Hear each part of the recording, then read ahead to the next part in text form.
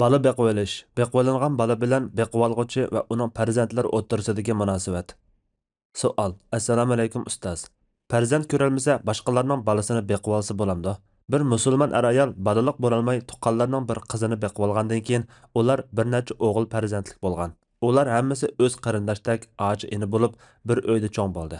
Ular hozir hammasi turmushlik bo'lib, bolaliqmi bo'ldi. Endi so'ramoqchi bo'lganim, bu ayol safarga chiqsa, haliqi inilari uninga mahram bo'la olamdi? Ular orasidagi aloqa qandoq bo'lsa, shariatga zid bo'lmaydi. Beqib olg'uchi ayol o'z vaqtida beqib olgan shu qiz bolani emitgan bo'lsa, ahvol qandoq bo'ladi? Navoda emitmagan bo'lsa, ahvol qandoq bo'ladi? Javob. Va alaykum assalom va rahmatullohi va barakatuhu. Barliq hamd sanolar Janobi Allohga bo'lsin. Durud va salomlar payg'ambarimizga, u zotning oila tavobatlariga, ashablariga va u zotga toki qiyomatgacha ergashganlarga bo'lsin. Islomda bola beqib olish bor, lekin mansub qilib olish yo'q. Bundaq ahvolda bir qancha masalaga diqqat qilish kerak.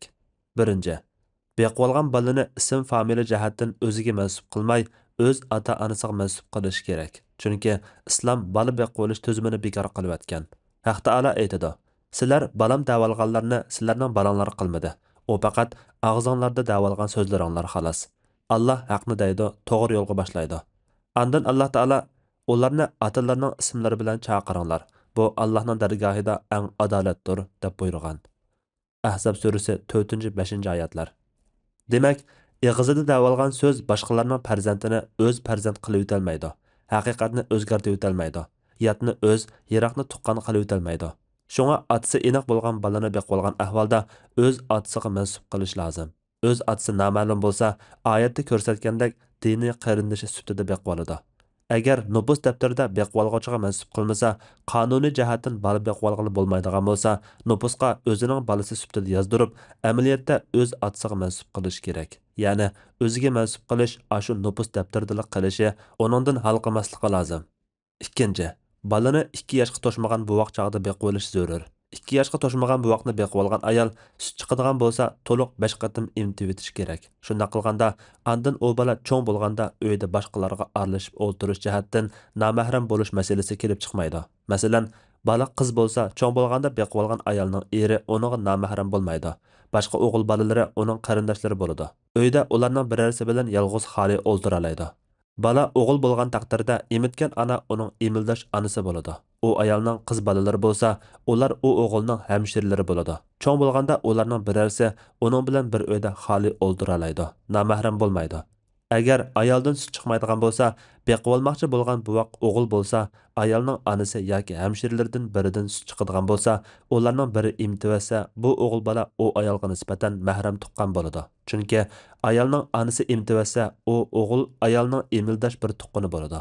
Bundaq ahvolda ayolning qizlari bo'lsa, u bola u qizlarning tag'isi bo'lg'achqa keyincha bir uyda billa o'ldira oladi, nomahram bo'lmaydi. Agar u o'g'il bolani ayolning hamshirlari emtivasa, u ayol bolaning hammasi bo'ladi. Lekin bundaq ahvolda cho'ng bo'lganda ayolning qizlari u bolaga nomahram bo'ladigan bo'lg'achqa bir uyda aralashib o'ldirilmaydi. Demak, bola beqolmoqchi bo'lganlar keyincha uyda aralashib o'ldirishdan chatoq chiqmaslik uchun ayoldan yoki ayolning onasidan yoki hamshirlardan chiqadigan paytga udullab beqib olishga diqqat qilishi muhim. 3.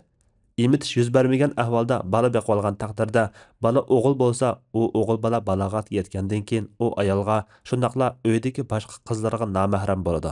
Natijada ular bilan birga bir uyda o'ltirsa bo'lmaydi. Safardami mahram bo'la olmaydi. Bolajilab baqqan bo'lsa-mu, bu o'g'il shar'iy jihatdan u ayol bilan qizlarga yot hisoblanadi. Bu ahvolda uninga yot odamdek muomala qilinadi, yaxshilik qilinadi. Lekin turalg'u uy jihatdan boshqa joyda turishi lozim. Ondan ilgari u o'g'ilga o'zining u ayoldan va qizlardan yot ekanligi tushuntiriladi. 4.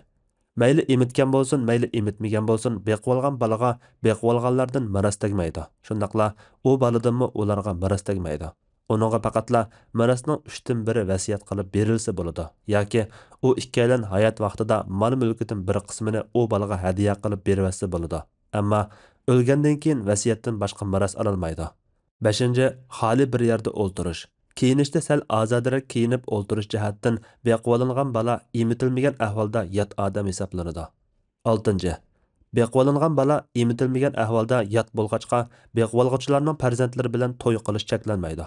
Buni cheklab olish Alloh halol qilganni harom qilib olish bo'ladi. Masalan, O'g'il bola beqib olgan bo'lsa, beqib olg'uvchilarning qiz farzandi bo'lsa, u o'g'il ularning qiziga uylansa bo'ladi. Hatto taxa ashu beqib olgan ayolni nikohiga alolaydi.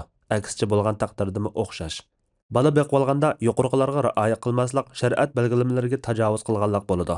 Bu ishlarga sal qaramaslik kerak. Chunki bu haqda qattiq ogohlantirishlar kelgan. Masalan, Abu Zar radhiyallohu anhu rivoyat qiladi-ki, u Rasululloh sallallohu alayhi va sallamning qandaq bir kishi o'z otasini bilib turib o'zini o'z otasidan g'ayriga mansub qiladi ekan, kofir bo'lib ketadi. Kimiki o'zini nasab jihatdan tutashmaydigan bir qavmga mansub qilib oladi ekan, u kishi o'ziga do'zaxdan o'rin rastlab olsin deganligini anglagan. Said va Abu Bakr radhiyallohu anhular rivoyat qilib deydi-ki, biz Rasululloh sallallohu alayhi va sallamning kimki bilib turib o'z otasidan g'ayriga mansub bo'lib olsa, jannat uninga haromdir deganligini anglagan. Abu Hurayra radhiyallohu anhu rivoyat qiladi-ki, Rasululloh sallallohu alayhi va sallam atanglardan yuz o'rmanglar. Kimki otasidan yuz o'riydi ekan, u kufrdir degan. 7. Beqib olingan bola qiz bo'lgan taqdirda nikoh ishlarida beqib olg'uvchi ota uninga vali bo'la olmaydi. Uningga o'z otasi yoki u noma'lum bo'lsa, musulmonlarning imomi yoki yurtdagi ulamolardan biri vali bo'lib nikohini qilib qo'ydi. 8. Burun uqmay bola beqib olib o'ziga mansub qilib olgan bo'lsa, bu ishdan darhol tavba qilib, haqiqiy nasabini asliga keltirish lozim. Buning uchun qo'lidan kelishicha rasmiyat bajarib yo'l mangdi. Agar qonuniy rasmiyat jihatdan o'z otasiga mansub qilish mumkin bo'lmagan ahvolda uy ichida urug' tuqqan tonish bilishlar orasida o'z otasiga mansub qilish lozim. Demak, beqib olg'uvchilarmi, beqib olingan bolami buni boshqalarga uqtirishi lozim. Yetim bola beqib olishning fazilati. Yetim haqida Alloh taolo alohida tavsiya qilgan ham topilgan. Balog'atga yetmay turib otasi o'lib ketgan bola yetim hisoblanadi. Agar bola beqib olmoqchi bo'lsa, yetim bola beqib olsa, katta savobga erishadi. Shunga bola beqib olganda eng afzali ota-onasi bor bolani emas, yetim boladan birini 2 yoshga to'shmagan chog'ida beqib olib imtib etishdir. Bunda qilganda chatoq chiqmaydi. Ayni vaqtda yetimning beshini silg'anlik jihatdan qiyomat kunida payg'ambar sallallohu alayhi va sallamning katta maqomiga yaqin o'rin olaydi. Sahil ibn Said va Abu Hurayra radhiyallohu anhuma rivoyat qiladi-ki, Rasululloh sallallohu alayhi va sallam yetim bolani beqib xabar olg'uchi men bilan jihatda mundoq deb ko'rsatgich barmoqi bilan o'tir barmoqini og'zig'ini kerib ishorat qildi. Oxiratda buningdan afzal martaba bo'lmasa kerak. Bu hadisdan maqsad yetimni beqib parvash qilg'uvchining jannatdagi martabasi nihoyat yuqori bo'lganligidir. Ma'lumki, payg'ambarlarning martabasi eng ustun. Ularning ichida Rasululloh sallallohu alayhi va sallamning martabasi eng yuqori. Tushirib o'tish oldida turgan bolani beqib olishning fazilati. Jan kirgizilib bo'lgan bir turalmani ma'lum sabablar tufaylidan tushirib o'tmoqchi bo'lsa, boshqalar u bolani tug'dirib beqib olsa, katta savobga erishadi. Haq taolo aytadi: Kimki uni bir janni yashatsa, go'yoki butun insonlarni hayot yashatgandek bo'ladi. Maida surasi 32-oyat. Ya'ni o'ltirmay, buzg'unchilik qilmay yoki o'ltirmoqchi bo'lgan qotilni to'sib qilish yoki bir janni turli halokat eg'izlaridan har qanday chora bilan qutqizish go'yoki butun insonlarni yashatgandek bo'ladi demakchi.